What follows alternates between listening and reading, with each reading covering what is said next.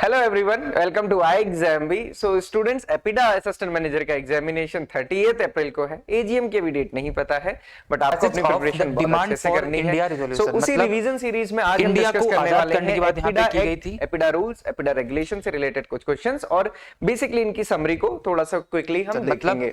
तो सबसे पहले तो मैं आपको बताने के बाद हमेशा ही बोलता हूँ कि आप मॉक टेस्ट दीजिए, क्योंकि यहाँ पे वीडियो में तो हम कुछ ही क्वेश्चंस डिस्कस कर पाएंगे और टाइम ज्यादा जाता है।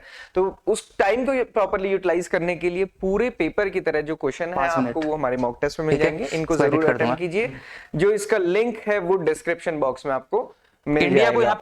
सो सबसे पहले मैं आपको बता दूं कि जो आज हम क्वेश्चन डिस्कस करने वाले हैं ये एपिडा एग्रीकल्चर एक्सपोर्ट वाले पार्ट से है और यहाँ पे एजीएम में पेपर 2 का पार्ट है। ओके, तो सबसे पहले आपके पास ये क्वेश्चन है, इजी सा क्वेश्चन है। आई थिंक अब सब इसमें वेल वर्स्ड हो गए होंगे इस क्वेश्चन में, बट इस क्वेश्चन के आंसर के एक्सप्लेनेशन में एक इंपॉर्टेंट चीज है, वो भी आपको ध्यान रखनी है।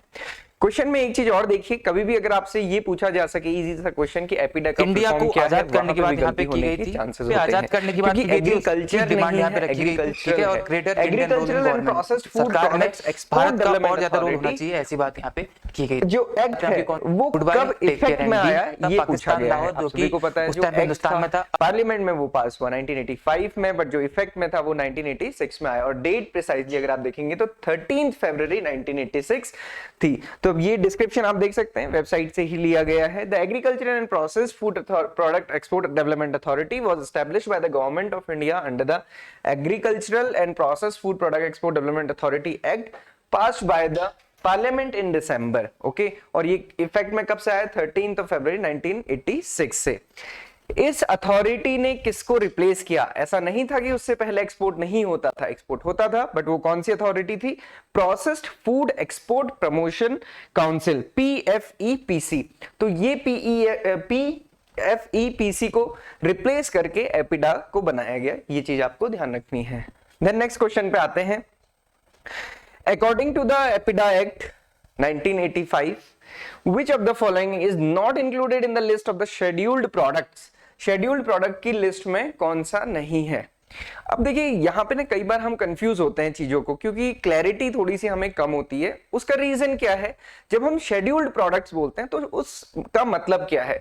शेड्यूल्ड प्रोडक्ट्स का मतलब कि जो एक्ट के शेड्यूल में दिए गए हैं वो प्रोडक्ट्स की। तो यहाँ पे जो बात की गई है कौन सा शेड्यूल्ड प्रोडक्ट नहीं है ये इसमें बोला गया है। तो आप सभी को पता है इसमें फर्स्ट शेड्यूल है और सेकेंड शेड्यूल है। तो जो एपिडा के शेड्यूल्ड प्रोडक्ट्स हैं वो शेड्यूल फर्स्ट के अकॉर्डिंग है, और जिसमें कि डेयरी भी है, कन्फेक्शनरी भी और हनी जैगरी भी है। बट जो बासमती राइस है ये स्पेशल प्रोडक्ट की कैटेगरी में है, और जो स्पेशल प्रोडक्ट की कैटेगरी है वो अकॉर्डिंग टू द शेड्यूल 2 है। तो ये आपको ध्यान रखना, यहाँ पे जो करेक्ट आंसर होगा ये बासमती राइस होगा। शेड्यूल्ड प्रोडक्ट का मतलब जो अकॉर्डिंग टू द शेड्यूल 1 है एपिडा एक्ट के अकॉर्डिंग। द नेक्स्ट क्वेश्चन है, under which section of APEDA act the authority functions are mentioned? जो एपिडा अथॉरिटी है उसके फंक्शंस किस सेक्शन के अंदर मेंशन है according to the APEDA act? तो आपको यहाँ पे ऑप्शन दिए हैं section 1, section 2, section 10 and section 4। तो अगर आपको ये थोड़ा सा क्लियरली ध्यान रखना है, ये इंपॉर्टेंट पार्ट होता है कि जो फंक्शंस मतलब एपिडा क्या करने वाली है या क्या करती है ये कहां पे मेंशन किया गया है। तो उसका जो करेक्ट आंसर है ये सेक्शन 10 है। सेक्शन 10 में एपिडा के फंक्शंस हैं। सेक्शन 1 की बात करें तो वो प्रिलिमिनरी एक्सटेंट के बारे में हमें बताता है, सेक्शन 2 डेफिनेशंस के बारे में, और सेक्शन 4 जो एस्टेब्लिशमेंट है अथॉरिटी का उसके बारे में बताता है। यहाँ पे जो करेक्ट आंसर है ये सेक्शन 10 है, जिसमें कि फंक्शंस और जो अथॉरिटी की हैं वो मेंशन किए गए हैं। ये समरी आप देख सकते हैं क्विकली एक बार। कुछ इंपॉर्टेंट सेक्शंस यहाँ पे मेंशन किए गए हैं, जैसे सेक्शन 1 में short title, extent and commencement. इसका क्या मतलब है? शॉर्ट टाइटल मतलब कि टाइटल क्या होगा इस एक्ट का, एक्सटेंट मतलब कहां तक एलिजिबल है, कमेंसमेंट मतलब कब से शुरू होगा। डेफिनेशन सेक्शन 2 में दी है, एस्टैब्लिशमेंट सेक्शन 4 में, चेयरमैन ऑफ द चीफ और chairman to be the chief executive ये 6 में दिया गया है, कमिटीज ऑफ द अथॉरिटी ये सेक्शन 9 में, और फंक्शन सेक्शन 10 में। ये आपको ध्यान रखना है। और फंक्शंस जितने भी हैं ये हमने अपनी जो सबसे पहली वाली वीडियो थी उसमें डिस्कस किया था। देन नेक्स्ट क्वेश्चन पे आते हैं कि कौन सा section under the APEDA act ये अथॉरिटी प्रोवाइड करता है या फिर पावर प्रोवाइड करता है to make the regulations. So again जैसे फंक्शन सेक्शन 10 में है, तो रेगुलेशन बनाने की पावर किस सेक्शन में दी गई है? यहाँ पे 4 ऑप्शन है। सेक्शन 10, तो ये तो आपका पहले ही आउट हो गया क्योंकि ये फंक्शंस के लिए है। Then section 33, section 12 and section 32। तो आपको पता है कि जो अथॉरिटी है उसके कुछ रूल्स होते हैं और फिर कुछ रेगुलेशंस होते हैं।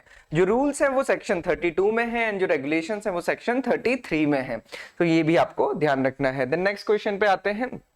Section 32 and section 33, power to make rule section 32 है, रेगुलेशन सेक्शन 33 है। इसका पीडीएफ आपको मिल जाएगा, तो ये डिटेल आप देख सकते हैं, मैं यहाँ पे इसको नहीं दोहरा रहा हूं। Then power to make rules अभी हमने डिस्कस किया अंडर द सेक्शन 32।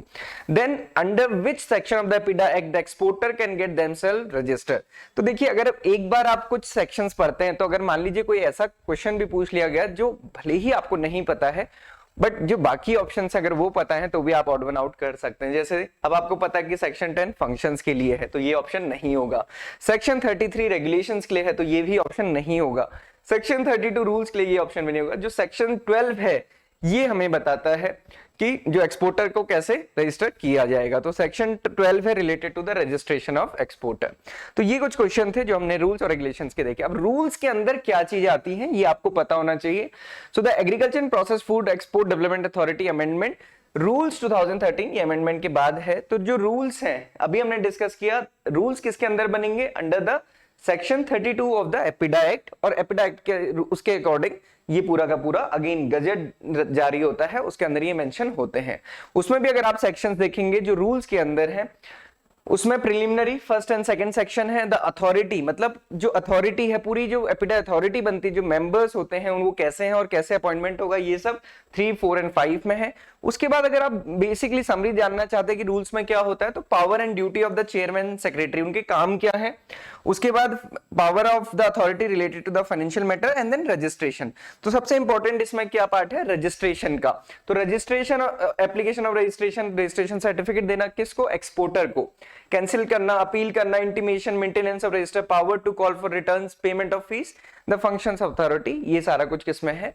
रूल्स में मेंशन है। सिमिलरली अगर रेगुलेशंस देखेंगे, तो जैसा हमने डिस्कस किया था एपिडा एक्ट में, ये रेगुलेशंस किसके अंदर बनाए जा सकते हैं? Section 33 of the APEDA act 1985।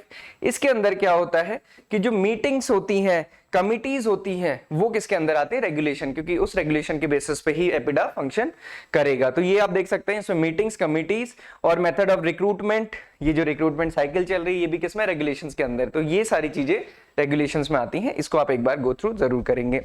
सो मैं यहीं पे इसको एंड करता हूं।